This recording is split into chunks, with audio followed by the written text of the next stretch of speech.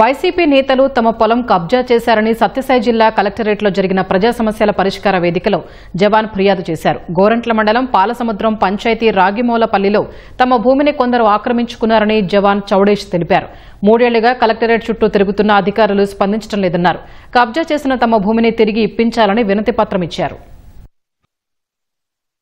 గత 3 సంవత్సరాలుగా చాలా ఇబ్బందులు పడుతున్నాను సార్. ఇది నా భూమి పత్రాలు సార్. గత ప్రభుత్వంలో మాకు చాలా అన్యాయం జరిగింది సార్. మా అమ్మ నాన్న మా భూమిలో వ్యవసాయం చేయడానికి పోతే వాళ్ళు ఒక 5 మెంబర్స్ ఉన్నారు సార్ ఫ్యామిలీలో. వాళ్ళు వచ్చి ఇలా కొట్టడం జరిగింది సార్. వాళ్ళ మీద ఎఫ్ఐఆర్ కూడా అయింది సార్ వాళ్ళ మీద ఆల్రెడీ. కానీ ఎఫ్ఐఆర్ అయిన తర్వాత కూడా వాళ్ళ మీద ఏ యాక్షన్ తీసుకోలేదు.